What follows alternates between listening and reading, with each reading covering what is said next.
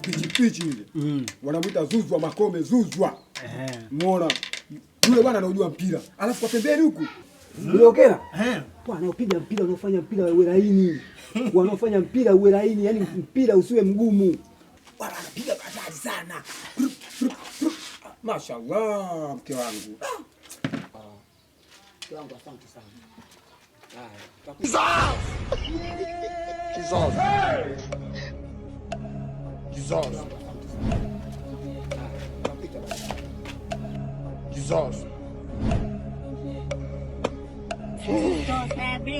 Karibu kidogo.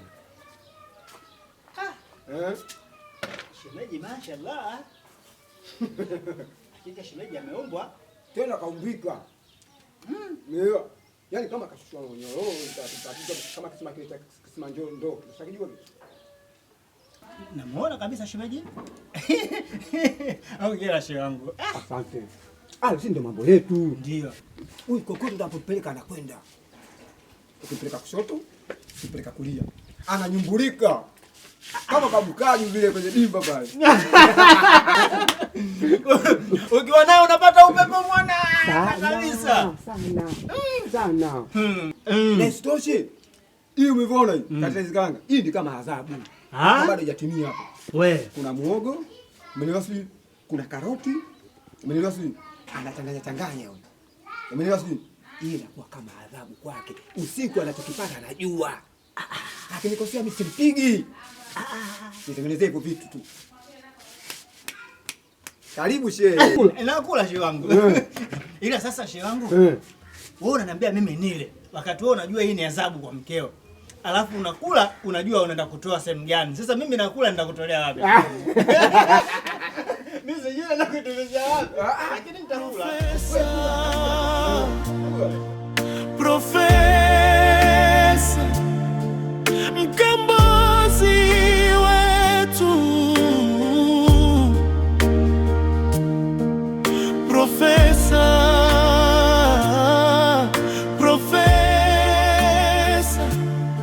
mtetezi wa wanyonge, anakemea utumwa. Karudi baba mmoja toka safari ya mbali, akavimba yote mapaja na kutetemeka mwili.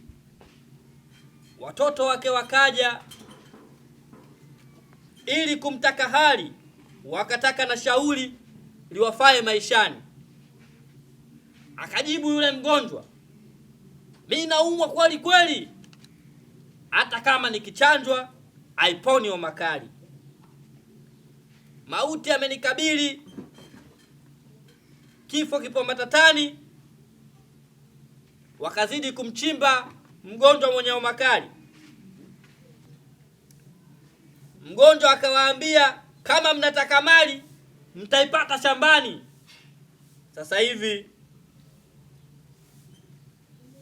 watu wanauza mashamba kama viwanja, wanajengea nyumba, alafu wanalalamika taifa maskini, wakati wanazitokomeza mali kwa kuuza mashamba.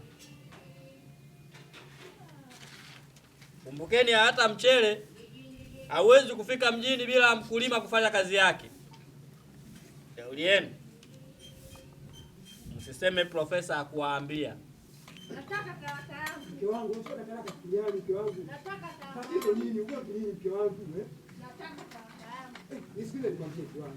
Wewe kaa hapa nyumbani, tuwe vipi tunatembea, maisha yaendelee. Unasemaje? Tuendelee kuwa vipi tunatembea. Nataka talaka yangu. Nisikilize nikwambie, sasa unaenda wapi? Nenda nyumbani, kwani tunakujua. Nyumbani unaenda kufanya nini? Ukaileta hiyo talaka. Tatizo sio nyumbani wewe ukachukua talaka yako nyumbani. Nyumbani unaenda huko kudhalilishana. Nataka talaka yangu. Nisikilize basi kwanza. Umeona? Wewe rudi hapa nyumbani tuendelee kuoga tena. Kwa tunapajua. Ndio. Talaka utaileta. Sasa hiyo itakuwa dharau, mimi sijaoa kwenu. Kwani mimi shida yapi iko wapi? Nataka talaka yangu. Mke wangu. Ndio unatoka kweli? Utaileta talaka nyumbani. Kweli staajabu ya Musa Firauni utayaona. Yaani profesa umekaa hapa hapa. Mimi nagombana na mke wangu unashindwa hata kunisaidia kweli? Profesa. Haya bwana. Walimwengu wanasema ukiona ndugu wanagombana unatakiwa ushike jembe ukalime.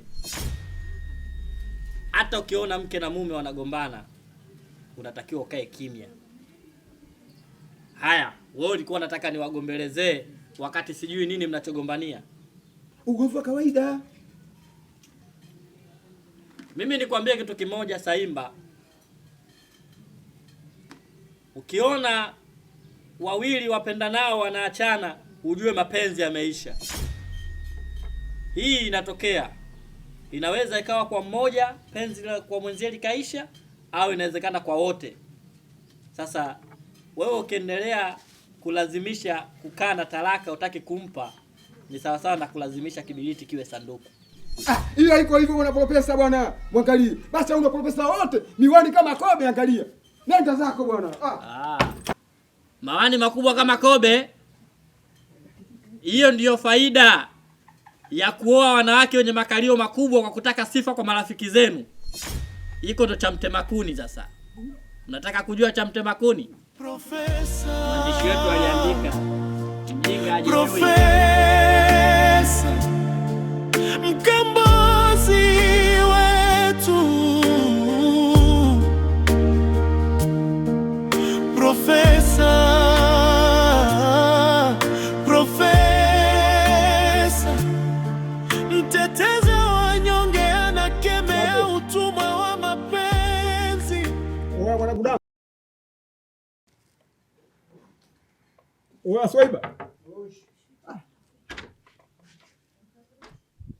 Oya vipi mwanangu?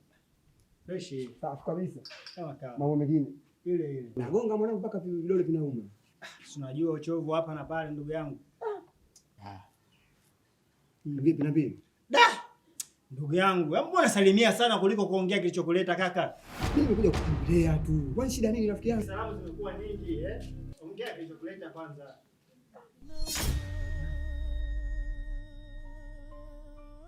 Vipi ndugu yangu? Nini kuhusu nini tena? Mbona mke wangu yupo pako? Saimba. Wewe mkubwa ndugu yangu. Sawa? Shemeji kaja hapa kwa sababu zake hizi mbili. Sababu ya kwanza ana changamoto na wewe. Lakini sababu ya pili kaja kwa ajili ya kumsuluhisha. Wakati nataka kumsuluhisha aliniomba aende chooni kuoga, kupumzika. Wakati ameenda chooni kuoga ndio unaingia. Sasa nikwambie kitu. Mke wangu kweli na ugomvi naye. Na lakini pia aliniambia kwamba naenda kwao. Lakini cha ajabu namuona yuko hivi, halafu mazingira ambayo yanayemkuta kiukweli hayaridhishi.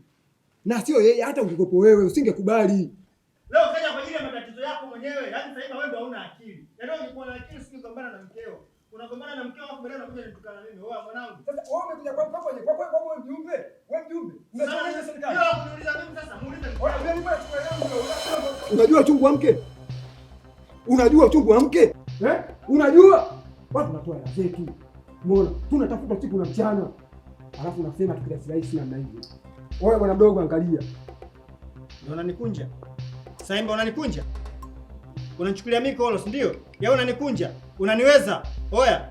Oya mwanangu, mimi sina hizo kodi. Yaani umekuja kwangu unanikunja, unanitukana, unanitusi. Nini sasa? Kwa unaniweza? Oya, hapa umboi. Chochote unachotaka baridi. Inauma, roho yangu inauma. Yule ni mke wangu. Oya, usiletee mikwala ujue mwanangu. Mkeo mimi sijamuita, hapa kaja mwenyewe.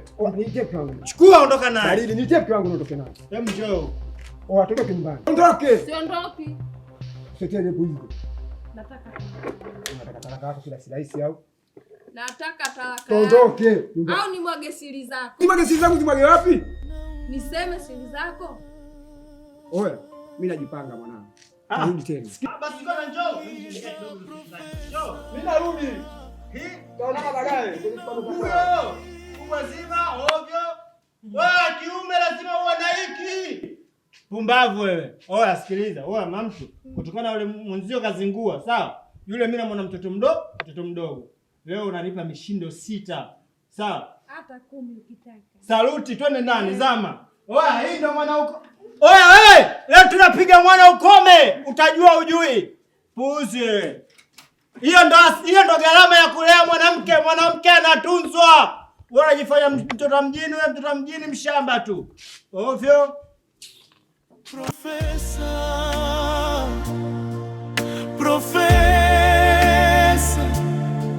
mkombozi wetu. Profesa,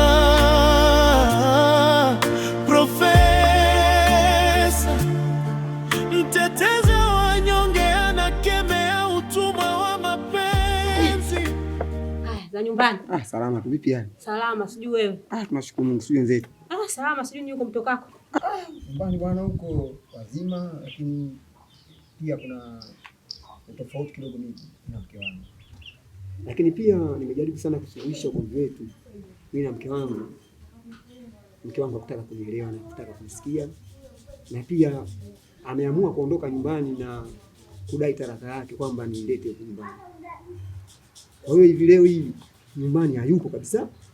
Lakini pia katika kutembea tembea kwangu nilienda kwa rafiki yangu pale, nikamkuta na jinsi nilivyomkuta mama, mazingira yake, yani hata ungekuwa wewe usingekubali mama.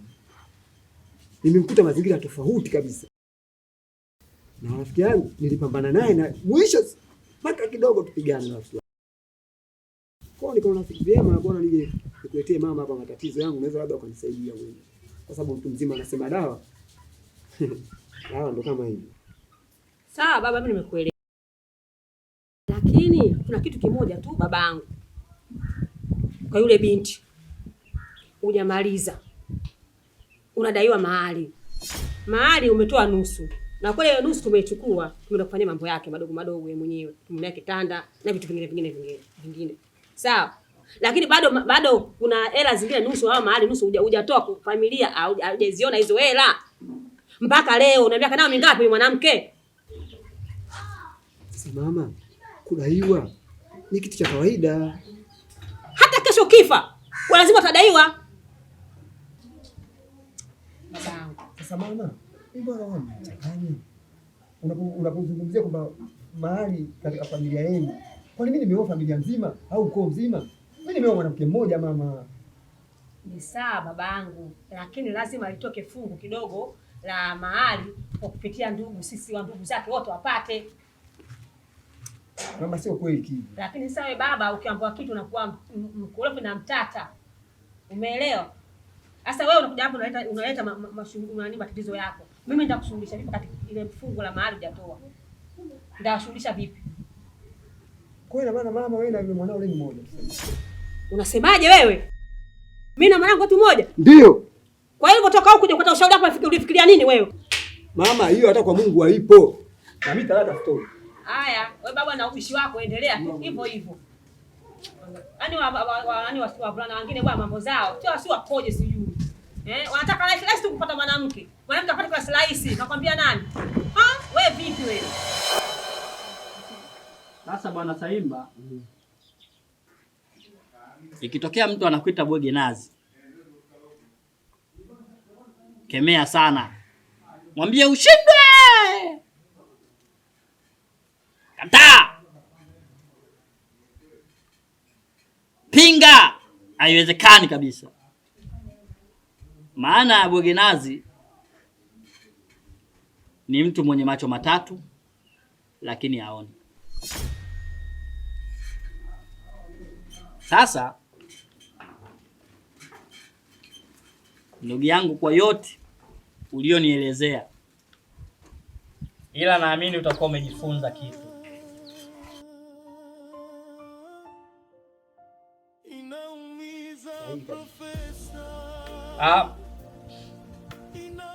Kitu kingine ambacho ninachokuonea huruma,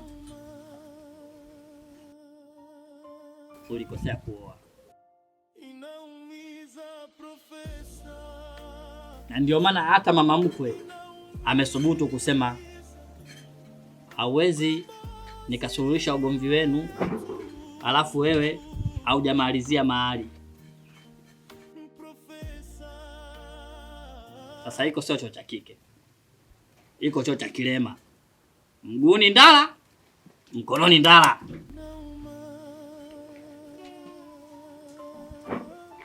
Katika hii dunia kuna wake wa aina hizi mbili. Kuna mke wa kitchen mada na kuna mke wa kitchen party. Sasa mimi hapo ndio wapi? Wewe ulioa mke wa kitchen party. Wakati alitunzwa vitanda na magodoro, kuna vitu vilikuwa vijatimia katika ile mali ambayo hukuimalizia. Na kingine katika ugomvi wa wewe na mke wako pamoja na huyo rafiki yako uniambie. Pengine tatizo ni wewe mwenyewe. Alafu utaki kukubali tatizo lako. Ninavyokuona wewe na unavyoonekana, pengine ukitembea barabarani, unavyoenda vijiweni huko, unacheza draft, sijui unacheza nini, unacheza bao, unatangaza sifa za mkeo. Sifa za chumbani unaenda kutangaza barabarani. Mke wangu ana shepu, mke wangu mzuri, anaweza mambo. Mke wangu mambo safi. Una promote biashara ya mkeo. Hapana, mimi sikuwa na maana hiyo. Wenzao wamemaanisha sasa. Sawa, lakini ninaomba tu mheshimiwa kitu kimoja. Mimi nitakuwa nimejifunza sana kupitia kwako. Na nitazidi tena kujifunza. Sichoki kuja kwako. Lakini mheshimiwa, hakuna kitu ambacho kinachouma katika maisha ambapo kumwacha mtu ambaye unampenda. Lakini mheshimiwa, mimi nimekubaliana nawe mheshimiwa, mimi talaka nitampa. Nitampata leo mheshimiwa, nampa talaka yake. Ukisikia wanaume ndio huo. Mwanaume lazima uwe na msimamo. Mwanaume huwezi kuwa lelelele mama. Ila mimi nitakukwambia, forget about this, but everything gonna be alright. Kila kitu kitakuwa sawa. Sasa mheshimiwa, wewe ni binadamu, kula, unashiba. Hivi haja zako unazimaliza vipi na unasema hutaki kuoa mheshimiwa? Labda mimi nikwambie tu kitu kimoja ambacho wahenga wanasema. Ukimwona mwanaume mwenye mafanikio, basi kuna mwanamke mwenye akili nyuma. Mwanamke mwenye akili ni yule ambaye anajua mume amerudi, anahitaji kuoga na sabuni aondoe jasho ambalo la kazini. Mwanamke mwenye akili anajua nguo za mwanaume wangu ni chafu, anatakiwa kuzifua ili kesho avae aonekane ni mtanashati mbele za watu wanavyotembea. Lakini kama utakosa mwanamke mwenye sifa hizo, kwa nini usiende kuinunua ile sabuni ikakusaidia hata haja zako mwenyewe za msingi? Mheshimiwa, nakuelewa tena nakufuatilia. Sema mheshimiwa, mimi ngoja nikuache. Nitakuja kukutembelea. Sawa? Lakini ndani kwako ni ni sahihi kabisa. Hapa ndio nyumbani kwangu, lakini naona tu bora kwanza niende kwenye kahawa. Maana huko kitanda nakiona kipana. Toka kwenye kibanda cha kahawa.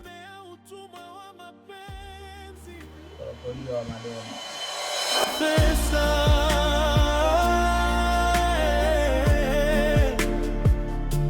mshauri wa maisha, bagui masikini na tajiri wote. Profesa